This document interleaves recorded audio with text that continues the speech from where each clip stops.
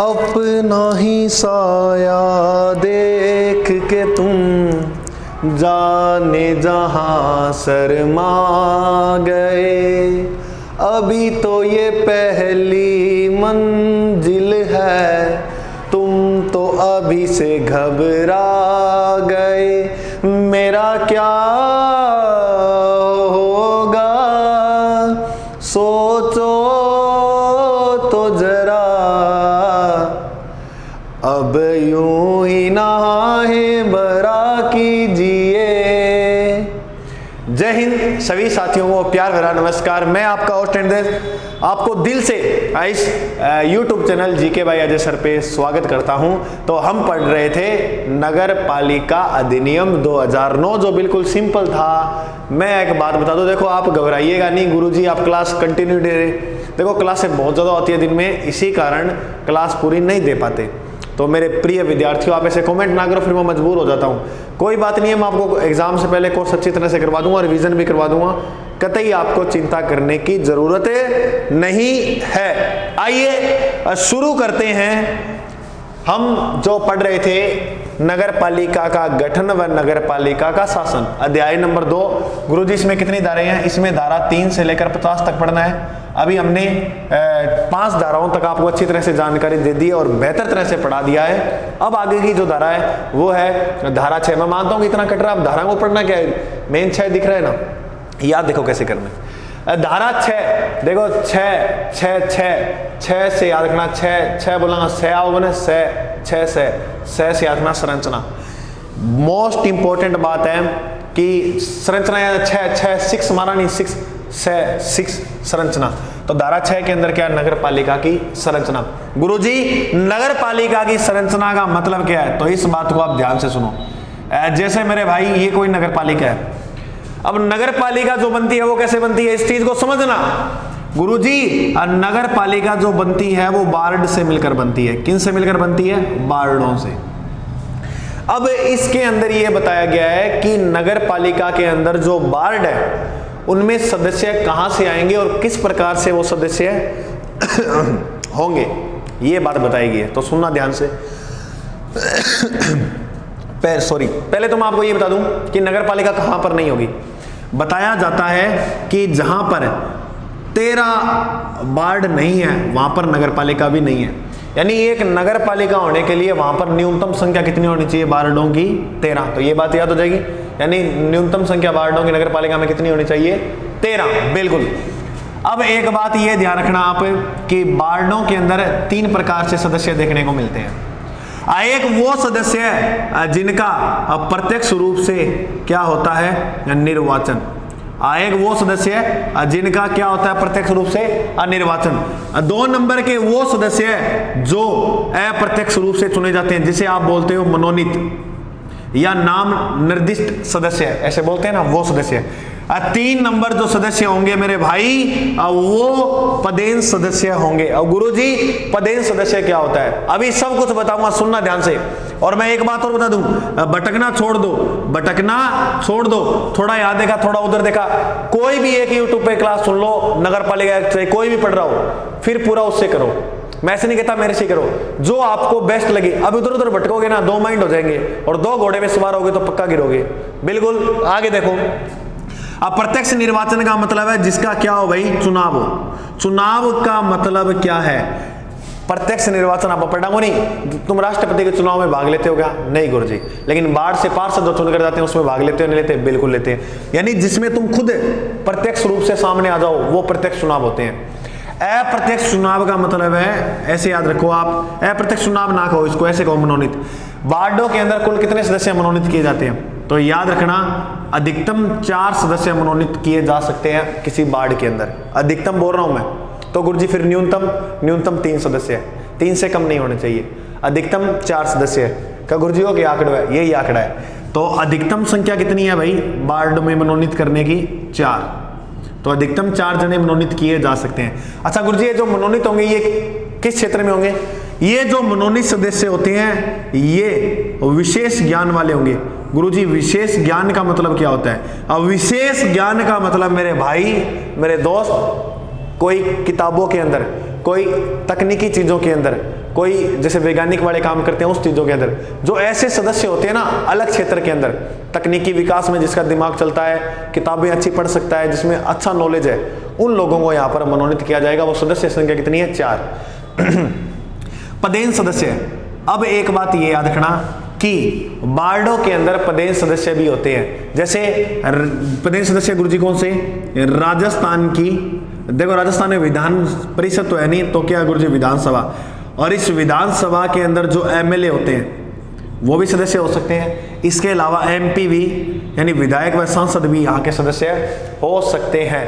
एक बात याद रखना, नगर पालिका है ना, जो नगर पालिका के एमएलए को बैठक में भाग लेने का अधिकार है और इसको मत देने का भी अधिकार है, मत देने का भी राइट है। लेकिन अब गुरुजी मैं देख लेता हूं यहां तक आ रहा है, लिख रहा हूं बिल्कुल अच्छी तरह से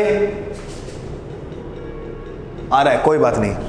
देखो नगर पालिका के अलावा मैं आपको बात बताऊं तो एक तो होती है नगर परिषद, एक क्या होती है मेरे भाई? नगर परिषद, सुनना ध्यान से। एक होती है नगर निगम। आंकड़ा तो सेम चलता है, लेकिन यहां पर बताया गया है मनोनीत सदस्यों की संख्या नगर परिषद में 5 होती है, जबकि नगर निगम के अंदर 6 होती है। कितनी होती है? देखो 4 के बाद किया हुआ है, 5 के बाद किया हुआ है 6, बिल्कुल सिंपल है। तो मनोनीत सदस्यों की संख्या पता लगी, ये बात गुरुजी हमारे दिमाग में अच्छी तरह से समझ में आ गई। लेकिन आइन भाई साहब को दोनों को ही बैठक और मत देने का दोनों का ही अधिकार नहीं है, ना ही बैठकों में भाग ले सकते हैं ना ही मत दे सकते हैं। अब गुरुजी नगर परिषद में जो मनोनीत सदस्य होते हैं वो कौन होते हैं? वही पदेन सदस्य जो होते हैं वो कौन होते हैं? वही हाँ एमएलए एमपी, उनको भी अधिकार नहीं है नगर परिषद या नगर निगम के अंदर। ठीक है, अब ये बात बताओ आपको समझ में आई क्या संरचना? एक बात और सुनना गुरुजी, आप बताओ कि ये जो प्रत्यक्ष चुनाव लड़ते हैं पार्षद जो होता है उसका कार्यकाल कितना होता है? आप सभी को पता है, नॉर्मल बात है, 5 वर्ष का होता है। तो गुरुजी पदेन सदस्य होते हैं उनका कार्यकाल जब तक ये पद पे रहते हैं तब तक होता है। सबसे इंपॉर्टेंट बात यह है कि मनोनीत जो सदस्य है, मनोनीत सदस्य, इसको राज्य सरकार चाहे तब हटा सकती है, राज्य सरकार चाहे तब हटा सकती है। ये बात याद रखना, मनोनीत सदस्य को राज्य सरकार चाहे तब हटा सकती है। पहली बात ओके गुरुजी समझ में आ गई।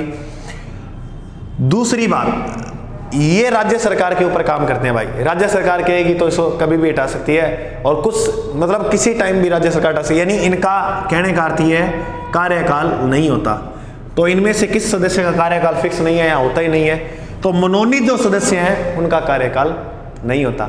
मेरे दोस्त बिल्कुल कठिन नहीं है, सिंपल सा है, और मैं उम्मीद कर रहा हूं आपको बढ़िया समझ में आ रहा होगा। समझ में आ गई? तो नगर पालिका की संरचना बात करें, संरचना में सदस्य देखना है तो वार्ड न्यूनतम कितना होना चाहिए नगर पालिका में? 13। फिर 3 प्रत्यक्ष निर्वाचन मनोनीत पदेन, प्रत्यक्ष में यानी जो चुनाव हो गए खुद भाग लेवांगा आप, प्रत्यक्ष चुनाव हुआ है जठों, और मनोनीत सदस्य 4 अधिकतम, पदेन सदस्य के अंदर एमपी एमएलए में से कोई हो सकता है। ठीक है, याद रखना। अच्छा मैं ये साफ कर रहा हूँ क्योंकि दूसरा जो पॉइंट देखना है वो हमें देखना है पदावधि। अच्छा याद रखना, प्रत्येक नई जनगणना के ऊपर ये फिर सदस्य संख्या, जैसे नगर पालिका कहाँ पर स्थापित होगी? संक्रमण क्षेत्र तो होगी जहां पर 20,000 से 1 लाख जनसंख्या के मध्य वहां नगर पालिका स्थापित हो जाएगी। अब सोचो कि अगली जनगणना के वहां पर जनसंख्या 1 लाख से ज्यादा होगी, तो फिर उस डिसाइड से होगा कि आगे ये क्या बनेगा, किसके अंदर आएगा, नगर निगम में आएगा, नगर परिषद में आएगा, वो सारी बातें उस तब होगी। अच्छा अब बात करें अपने धारा 7 की। धारा 7 के अंदर क्या है? देखो 7 में सांस मिलाओ, 7 में सांस मिलाओ, सांस कद मिलाओ जो कार्यकाल, यानी कहने को अर्थ है कार्यकाल खत्म हो जाओ, सांस मिल जाओ, घना ही राज कर लियो रे। तो कोई भी चीज का जो कार्यकाल होता है लगभग वो कितने वर्ष का होता है? 5 वर्ष का। अब तुम कहोगे कि गुरुजी क्या नगर पालिका 5 वर्ष से पहले नहीं हटाया जा सकती? क्या हटाया जा सकता है। अगर 5 वर्ष से पहले इसको हटा दिए तो फिर जो बच गया शेष कार्यकाल वो नगर पालिका के लिए रहेगा। नगर पालिका जो है वो किसके लिए रहेगी? शेष कार्यकाल के लिए। सुनना मेरी बात ध्यान से। वैसे तो नगर पालिका का कार्य 5 वर्ष का होता है। मान लो कोई कारणवश नगर पालिका ने 3 साल राज किया और वो कारणवश वो नगर पालिका वहां से हट गई, तब नई नगर पालिका जो आएगी वो कितने वर्ष राज करेगी? 2 वर्ष। ये बात समझे, जैसे जहां वहां के पार्षद वगैरह हैं तो वो कितने वर्ष राज करेंगे? 2 वर्ष। समझ में आ गई पूरा मामला? बिल्कुल बिल्कुल सिंपल सी है धारा 6 और 7। अब बात करें धारा 8 की। देखो धारा 8 में क्या है? नगर पालिका का शासन का, अच्छा, नगर पालिका का जो शासन है वो नगर पालिका में निहित होता है। देखो इसका मतलब इस पे मत जाओ। 8 में ठाठ है, 8 में क्या है? 8 है, 8 में ठाठ। अब गुरु जी 8 में ठाठ क्या होगी? ठाठ यहाँ होगी जत्थे अध्यक्ष पद पहुंच होगा। किसा पद पहुंच होगा? अध्यक्ष पद के ऊपर। अब कहने को अर्थ है कि धारा 8 में क्या है कि चाहे नगर पालिका है, चाहे नगर निगम है, चाहे नगर परिषद है, उनका जो मुखिया होगा, जो कार्यभार संभालने वाला जो व्यक्ति होगा मुखिया, वो कौन होता है? वो अध्यक्ष होता है। तो किसके अंदर निहित होती है नगर पालिका? तो नगर पालिका अध्यक्ष में। ये बात सिंपल सी आपको समझ में आई क्या? जो मुख्य होता ना उसके अंदर निहित होती है। यानी कहने का अर्थ नगर पालिका का शासन वगैरह जो सारा वो किस में निहित होगा? वो किसके अंदर होगा? अध्यक्ष के अंदर। ये बात भी समझ में आ गई गुरु जी धारा 8। तो देखो 6 में 6 हमारा संरचना, 7 में सांस आ जाएगा जब कार्यकाल छोड़ देगा, 8 में ठाठ हो जाएगी और ठाठ कद होगी जब अध्यक्ष बढ़ागा। बिल्कुल सिंपल सी बात याद होगी थाने। 3 याद होगी तो गुरु जी 9वीं देखो 9 वार्डों का विभाजन मत करो भाई, वार्डों का विभाजन मत करो।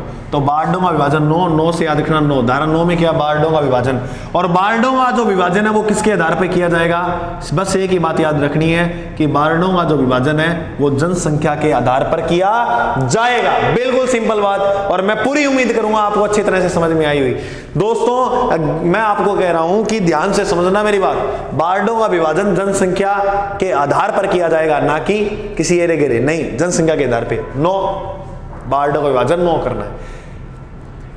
देखो एक दौर था, अब तो जनसंख्या जिस गति से बढ़ रही है, देखो जनसंख्या सगा देश को भी अलग विकास तरीकों हो ला रहे थे, जान ला रहे बात ने गुरु जी किया। एक पहला कभी दौर हुआ करता था तब गाने ऐसे बनते करते।